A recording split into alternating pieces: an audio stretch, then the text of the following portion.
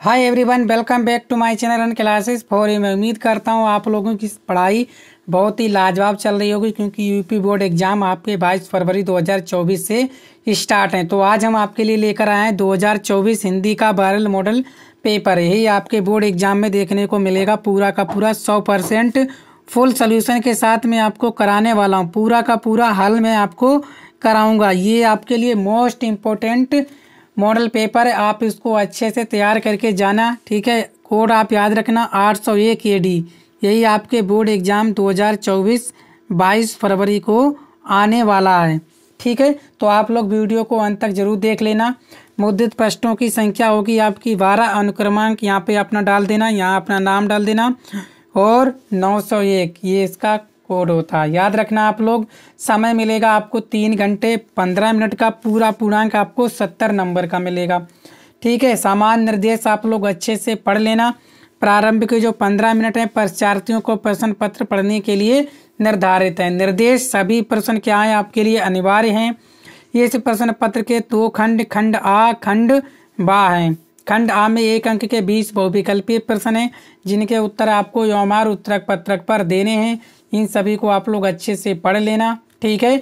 खंड बा में आपको 50 अंक के वर्णनात्मक प्रश्न होंगे, जिनका उत्तर आपको कहाँ करना है, जो बोर्ड की कॉपी मिलेगी उस पर आपको करने हैं। 50 अंक के आएंगे आपका खंड बा, ठीक है। तो चलिए हम चलते हैं अपने खंड आ की तरफ, जिसमें आपके 20 बहुविकल्पीय प्रश्न हैं, जो आपके बोर्ड एग्जाम में सीधे सीधे पूछे जाएंगे। देखो खंड आ बहुविकल्पीय प्रश्न है आपके 1 अंक का। बोला गया है प्रायश्चित किसकी रचना है। दोस्तों मैं आपको तेजी से कराने वाला हूं, क्योंकि मुझे पूरा पेपर हल करके दिखाना है, ठीक है। पूरा का पूरा हल पेपर में दिखाऊंगा, इसलिए आप तेजी से इन प्रश्नों को कर लेना। प्रायश्चित किसकी रचना है। पद्मलाल पुन्नालाल बख्शी, रामधारी सिंह दिनकर, जयशंकर प्रसाद, भगवती चरण वर्मा, ठीक है। तो प्रायश्चित किसकी रचना है, तो वो दो है दोस्तों किसकी है, तो वो है आपकी भगवती चरण वर्मा। ऑप्शन नंबर डी इसका बिल्कुल करेक्ट आंसर है। रंगभूमि उपन्यास है प्रेमचंद जी, जैनेन्द्र कुमार, यशपाल, धर्मवीर भारती। तो रंगभूमि उपन्यास किसका है, तो वो है आपका Premchand. Option number A correct answer है। चलो तीसरा प्रश्न, कलम का सिपाही की रचना किसने की। वृंदावन लाल वर्मा, अमृत राव, प्रेमचंद, इनमें से कोई नहीं। तो आप याद रखना जो कलम के सिपाही की रचना की तब वो की आपके अमृत राव ने, ठीक है। मोस्ट इम्पोर्टेंट क्वेश्चन है, ऐसे ही आपको देखने को मिलने वाला है। सूरज का 7वां घोड़ा किस विद्या की रचना है। उपन्यास, नाटक, आत्मकथा, काव्य। तो सूरज का जो 7वां घोड़ा वो क्या है आपका, एक उपन्यास है। Option number A correct answer है। इसके बाद भूले बिसरे चित्र के रचनाकार हैं भगवती चरण वर्मा, यशपाल, प्रेमचंद्र, जयशंकर प्रसाद, ठीक है। तो भूले बिसरे चित्र के रचनाकार कौन है, तो भगवती चरण Verma. Option number A correct answer इसका। द्वापर के रचयिता हैं महादेवी वर्मा, मैथिली शरण गुप्त, सौमित्रानंदन पंत अज्ञे। तो बताना है आपको द्वापर के रचयिता। तो द्वापर के रचयिता आप सभी जानते हो कौन है, तो मैथिली शरण गुप्त जी हैं आपके द्वापर के रचयिता। 7वां अनामिका के रचयिता हैं महादेवी वर्मा, सुमित्रानंदन पंत, सूर्यकांत त्रिपाठी, निराला अज्ञे। कौन है आपके अनामिका के रचयिता, तो अनामिका के रचयिता हैं आपके कौन, तो आप याद रखना कौन है आपके, ठीक है। तो वो हैं आपके Suryakant Tripathi, Nirala ji. Option number C इसका करेक्ट आंसर है। हिंदी का प्रथम उपन्यास है परीक्षा गुरु, गोदान, अलग अलग बेतरणी, इनमें से कोई नहीं। तो हिंदी का जो प्रथम उपन्यास है वो है आपका परीक्षा गुरु। ऑप्शन नंबर ए इसका बिल्कुल करेक्ट आंसर है। 9 प्रश्न, प्रयोगवादी कवि है महादेवी वर्मा, सुमित्रानंदन पंत, सूर्यकांत त्रिपाठी, निराला, गिरजा कुमार माथुर, ठीक है। तो प्रयोगवादी कवि हैं कौन है, तो आप सभी जानते हो कौन है, गिरजा कुमार माथुर जी। कौन है, गिरजा कुमार माथुर, ठीक है। अगर ऑप्शन में आपका आगे मिल जाए तो वो भी हैं, ठीक है, याद रखना। क्लियर। रीतिबद्ध काव्य के कवि हैं कौन है, बिहारी माखनलाल चतुर्वेदी, भिखारी दास, सूर्यकांत त्रिपाठी, निराला। तो रीतिबद्ध काव्य के कवि, ठीक है, कौन है, तो वो हैं आपके भिखारी दास। ऑप्शन नंबर सी इसका बिल्कुल करेक्ट आंसर है। इसके बाद करुण रस का स्थायी भाव है शोक, रति, क्रोध, भयानक। करुण रस का स्थायी भाव, तो करुण रस का स्थायी भाव आप सभी जानते हो क्या है, ठीक है ना, मुझे बताना ना पड़े। करुण में क्या हो, जिसमें कोई दुख मनाया जाए, है कि नहीं दोस्तों, वही होता है आपका करुण रस। तो क्या हो जाएगा आपका शोक, ऑप्शन नंबर ए। श्रृंगार रस का क्या होता है, ये होता है आपका श्रृंगार रस का क्या होता है रति। क्लियर हो गया। चलो इसके बाद पीपर पास सरिस मंडोला में कौन सा अलंकार है, रूपक, उत्प्रेक्षा, उपमा, श्लेष। बताओ कौन है आपका पीपर पात सरिस मंडोला में कौन सा अलंकार है दोस्तों। तो आप सभी जानते हो कौन सा है, वो है आपका उपमा, option number B correct answer. सोटा के प्रथम और तृतीय चरण में कितनी कितनी मात्राएं होती हैं, 11 11, 13 13, 16 16, 24 24। बताओ सोटा के प्रथम एवं तृतीय चरण में बताओ 13वें का करेक्ट आंसर। तो क्या है आपका ए, ऑप्शन नंबर ए 11 11। क्लियर। आकर्षण शब्द में किस उपसर्ग का प्रयोग किया गया, आकर्षण में किस उपसर्ग का प्रयोग किया गया है। ठीक है, सबसे आगे वाला जो होता है वही उपसर्ग होता है, इसमें किसका प्रयोग किया गया, आ, option number A. Ganga Yamuna का समास विग्रह, गंगा और यमुना, गंगा यमुना, गंगा प्लस यमुना, यमुना प्लस गंगा। बताओ गंगा यमुना का समास विग्रह है। ठीक है, तो क्या है दोस्तों, गंगा और यमुना, ऑप्शन नंबर ए बिल्कुल करेक्ट आंसर है। पंछी का तत्सम रूप है, पक्षी, पंछी, खग, बेग। तो पंछी का क्या हो जाएगा आपका पक्षी, ऑप्शन नंबर ए। चलो क्रोध का पर्यायवाची कुपित, प्रेम, जलन, द्वेष। बताओ क्रोध का तो आप जानते ही होंगे क्या है। ठीक है, क्रोध का क्या है आपका, क्रोध का है आपका कुपित। ठीक है, क्या है कुपित, ऑप्शन नंबर ए इसका बिल्कुल करेक्ट आंसर है।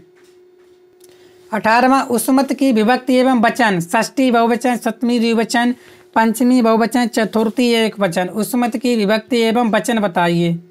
ठीक है, बताओ क्या है। ठीक है, तो क्या है दोस्तों, तो वो है आपकी पंचमी बहुवचन, ऑप्शन नंबर सी इसका करेक्ट आंसर है। जानवर दौड़ते हैं, इस वाक्य में दौड़ते क्या है, उद्देश्य, विधेय, सर्वनाम, विशेषण। बताओ क्या है, जानवर दौड़ते हैं तो दौड़ते क्या है, तो इसमें दौड़ते हैं आपके विशेषण, ऑप्शन नंबर डी। इसके बाद सीता ने पत्र लिखा, इस वाक्य में किस प्रकार का वाक्य प्रयोग है, भावे प्रयोग, कर्तरी प्रयोग, कर्मणी प्रयोग, इनमें से कोई नहीं। सीता ने पत्र लिखा, इस वाक्य में किस प्रकार का प्रयोग है, सीता ने क्या किया, पत्र लिखा। पत्र लिखा का मतलब क्या किया, उसने अपना कर्म किया। तो क्या हो जाएगा आपका कर्मणी प्रयोग, ऑप्शन नंबर सी।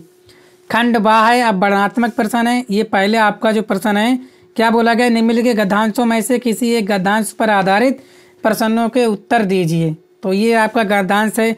जब एक बार मनुष्य अपना पैर कीचड़ में डाल देता है, तब फिर ये नहीं देखता कि वह कहाँ और कैसी जगह पैर रखता है। धीरे धीरे बुरी बातों में अभ्यस्त होते होते तुम्हारी घृणा कम हो जाएगी।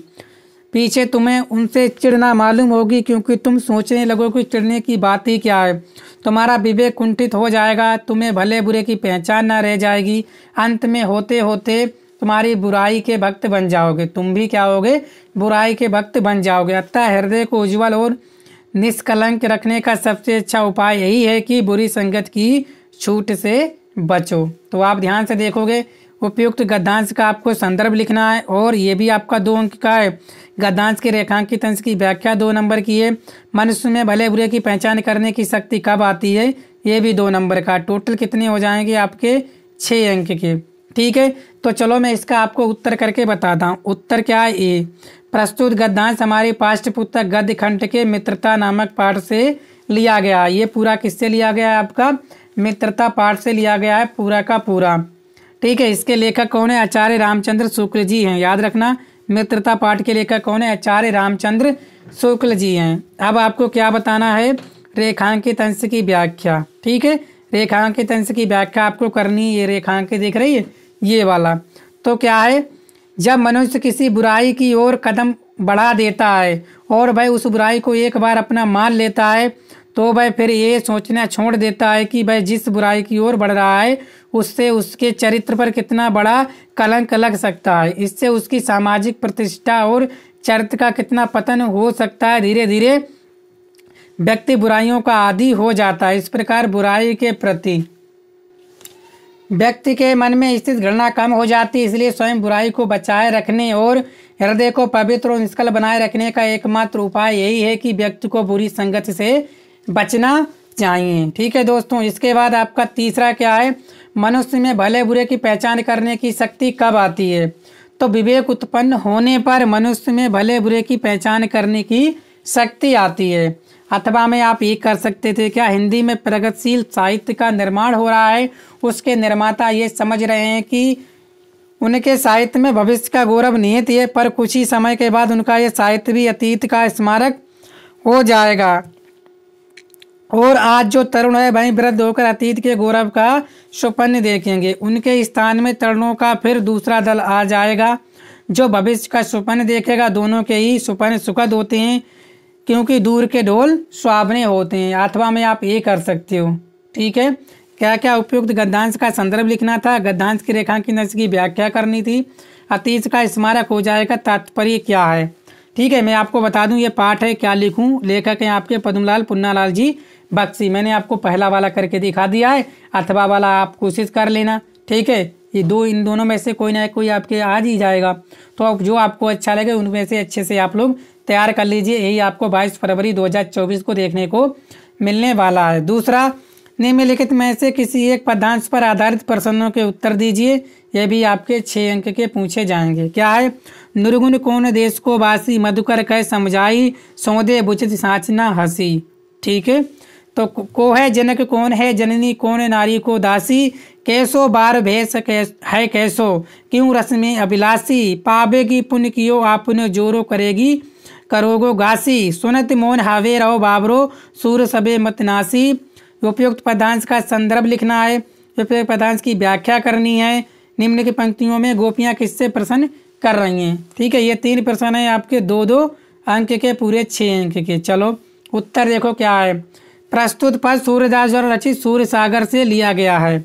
यहाँ पे आप क्या करना, रेखांकित अंश की व्याख्या। दूसरा वाला क्या है, व्याख्या करनी है। देखो क्या है, निर्गुण को निदेश को वासी, मधुकर कह समझाई, सौंदे बूझती साँझ न हंसी, ठीक है। सखियाँ पूछ रही हैं, यानी कि वो व्याख्या क्या है इसकी। उद्धव जी, मैं आपको सौगंध देकर पूछती हूँ, हंसी नहीं करती। आप हमें बतलाकर ये समझा दीजिए कि आप जिस निर्गुण ब्रह्मा की चर्चा कर रहे हैं वे किस देश के रहने वाले हैं, ठीक है। आप जिस निर्गुण ब्रह्मा की चर्चा कर रहे हैं वो किस देश के रहने वाले हैं। देखो, निर्गुण कौन देश को वासी, ठीक है। मधुकर कहे समझाई शोध, यानी मधुकर जो उद्भव से क्या करती हैं, मैं आपको सौगंध देकर पूछती हूँ कि हंसी नहीं करती। बूझ साँच ना हंसी, यानी कि सच्ची पूछ रही हूँ, हंसी नहीं कर रही हूँ, कि जिस आप ब्रह्मा की चर्चा कर रहे हो वो किस देश के वासी हैं, ठीक है ना। इतना लिख देना। इसके बाद इन पंक्तियों में गोपियाँ किससे प्रसन्न कर रही हैं, तो आप सभी जानते हो किससे कर रही हैं, उद्धव से प्रसन्न कर रही हैं। किससे कर रही हैं, आपकी उद्धव से प्रसन्न कर रही हैं। ये देखो आंसर है, किससे कर रही हैं, उद्धव से। करेक्ट हो गया, अच्छे से कर लिया। ऐसे ही आप पेपर में लिख देना, ठीक है। अथवा में आप ये कर देना, नभ में गर्भ झुकता न शीश, पर अंक लिए दान छार, मन गल जाता नित्य विश्व देख, तन सह लेता कुल सुवार, कितने मृदु कितने कठिन प्राण। आप इसको कर लेना अच्छे से, ठीक है ना। कोई दिक्कत नहीं, क्योंकि मैंने पहली व्याख्या आपको करके दिखा दी है। इसके बाद तीसरा, दिए गए संस्कृत पदांश में से किसी एक का संदर्भ सहित हिंदी में अनुवाद कीजिए। क्या है, मानव जीवन संकरणम संस्कृत, अस्माकं पूर्वजा मानव जीवनम संस्कृत महान तकुर्वन्, ते अस्माकं जीवन संस्करणान अयान आचरण विचारण आचर्यसे तत्सर्वम अस्माकं संस्कृत, ठीक है। 5 अंक का आपसे पूछा जाएगा, 2 अंक का संदर्भ होगा और 3 अंक का आपका क्या होगा, हिंदी में अनुवाद, ठीक है। तो देखो क्या है, संदर्भ कहाँ है, प्रस्तुत गद्यांश हमारी पाठ्य पुस्तक के संस्कृत खंड के भारतीय संस्कृत नामक पाठ से उद्धृत है। हिंदी में अनुवाद क्या, मानव जीवन को संवारना ही संस्कृत है। हमारे पूर्वजों ने मानव जीवन को संवारने के महान प्रयत्न किया था। उन्होंने हमारा जीवन को संवारने के लिए जिन आचरणों और विचारों को प्रदर्शित किया वह सब हमारी संस्कृत है, ठीक है। ये देख आप आराम से बना सकते हो, ठीक है, कोई दिक्कत। अथवा में आप ये कर सकते हो कि नागरिका बहुकाल यावतम अचिंतनम पर पहलिका उत्तरम धातु समर्था नाभत, यानी कि जो था नागरिक बहुत समय तक पहली का उत्तर ढूंढता रहा लेकिन वो उत्तर ना दे सका। तत् ग्रामीणा अवदत, तभी ग्रामीण ने कहा कि आयम पालिका उत्तरम ना जाना, मैं पालिका का उत्तर नहीं जानता हूँ। इसका संदर्भ क्या है, प्रबुद्धो ग्रामीणा है। पाठ का नाम क्या है, प्रबुद्धो ग्रामीणा, ठीक है। इसका हिंदी में अनुवाद ऐसे कर देना जिससे में बोलना। इदम श्रोता ग्रामीण तो इस पर क्या क्या सुनने वाले ग्रामीण ने कहा, यदि भवनाम उत्तरम ना जानते, यदि आप उत्तर नहीं जानते हो, टाइम ददातु 10 रुपये, आप मुझे शर्त के अनुसार कितने रुपए दो, 10 रुपए दो। अत्ता मल खानम नागरिका समय अनुसार 10 रुपये ददाती। ठीक है, उसने यहाँ पे जो भी शर्त थी उसके अनुसार जो उसको क्या कि नागरिक ने कितने रुपए दे दिए, 10 रुपए दे दिए। बस इतना आपको लिखना था। इसके बाद नीचे दिए गए पदार्थों में से किसी एक का संदर्भ सहित हिंदी में अनुवाद, ये भी आपका 5 अंक का है। नीर चिर विवेक हंसलासे तुम्हें तनुषे चेतम विश्व मिंद्रा धुनान्य कुलवंतम पालसती का। ठीक है, ये कर दो। क्या है, प्रस्तुत अनुक्ति हमारी पाठ्य पुस्तक संस्कृत खंड के अनुक्ति विलासा नामक पाठ से अवतरित है। हिंदी में अनुवाद, हे कुएं मैं अत्यधिक नीच यानी गहरा हूँ, तुम इस पर कभी भी खेद मत करो, क्योंकि तुम अत्यंत सरस हृदय हो, दूसरे के गुणों को ग्रहण करने वाले, यानी तुम अत्यंत सरस हृदय वाले हो और दूसरे के गुणों को ग्रहण करने वाले हो। ठीक है, ऐसे करके आप कर देना, कोई दिक्कत नहीं, अच्छे से कर देना। 70 में 70 नंबर आपके यहीं से देखने को मिलने वाला है। पूरा का पूरा पेपर यही आपका छपने वाला है। अथवा में आप ये कर सकते हो क्या, सर्वे भवन्तु सुखिना सर्वे निरामाया सर्वे भद्राणि पश्यन्तु मा कश्चित् दुर्भाग्यः। ठीक है, ये जीवन सूत्रांश से लिया गया है। हिंदी में अनुवाद कर देना, सर्वे भवन्तु सुखिना यानी सभी क्या हो, सुखी हो, सभी क्या हो, निरोग हो। ठीक है, इस तरह से आप कर सकते हो आराम से। 5वां, अपने पठित खंड काव्य के आधार पर निम्नलिखित प्रश्नों में से किसी एक का उत्तर दीजिए। मातृभूमि के लिए खंड काव्य के नायक चंद्रशेखर का चित्रण, अथवा मातृभूमि के खंड काव्य के तृतीय सर्ग बलिदान की कथावस्तु संक्षेप में। 3 नंबर आपसे पूछा जाएगा। ये हमारे शाहजहानपुर की है। ठीक है, आपके जिले की जो हो वो याद कर लेना। 6, दिए गए लेखकों में से किसी एक लेखक का जीवन परिचय देते हुए उनकी प्रमुख रचनाओं का उल्लेख कीजिए। कितने नंबर का, 5 नंबर का। आचार्य रामचंद्र शुक्ल, जयशंकर प्रसाद, डॉक्टर राजेंद्र प्रसाद, इन तीनों के याद कर लेना। इन्हीं में से आपको देखने को मिल जाएंगे बोर्ड एग्जाम 2024-22 फरवरी को। चलो, दिए गए कवियों में से किसी एक कवि का जीवन परिचय देते हुए उनकी प्रमुख रचनाओं का उल्लेख कीजिए। गोस्वामी तुलसीदास, महादेवी वर्मा, सुमित्रानंद पंत, बिहारी दास। ठीक है, बिहारी लाल। चलो, इन चारों को आप याद कर लेना, इससे बाहर कुछ भी आने वाला नहीं है। अपनी पाठ्य पुस्तक में कंचन कोई एक श्लोक लिखिए जो इस प्रश्न पत्र में ना आया हो, 2 अंक का। ठीक है, चलो, निम्नलिखित में किन्हीं 2 प्रश्नों के उत्तर संस्कृत में दीजिए, 2 अंक का। ठीक है ना, श्लोक तो आप याद कर लेना। ठीक है, जो कभी ना आया हो वो याद कर लेना, आपके एग्जाम में आ जाएगा। चलो, ठीक है, अलछेंद्रा का आसीत, बताओ अलछेंद्रा क्या आसीत। ठीक है, अलछेंद्रा यवन राजा आसीत, का की जगह क्या आ जाएगा, यवन राजा। बस ठीक है, यहाँ पे ऐसे कर देना, उत्तर लिख देना। ठीक है, बिल्कुल सही हो गया। वाराणसी कति विश्वविद्यालय संति। ठीक है, वाराणसी में कितने विश्वविद्यालय हैं, तो कति की जगह क्या लिख दोगे आप, 3। कितने हैं, 3। और यहाँ ऐसे कर देना, बस आंसर हो गया आपका। ऐसे ही कर लिख देना।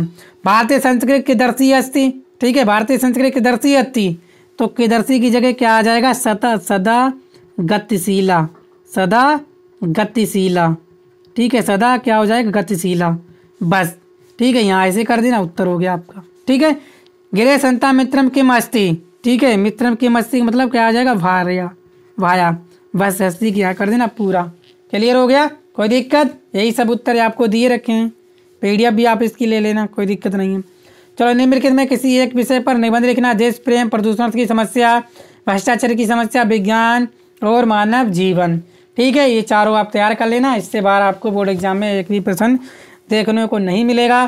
तो उम्मीद करता हूँ आप लोग समझ पाए होंगे। वीडियो को शेयर कर देना, चैनल पर पहली बार आए चैनल को सब्सक्राइब भी कर लीजिएगा। Thank you.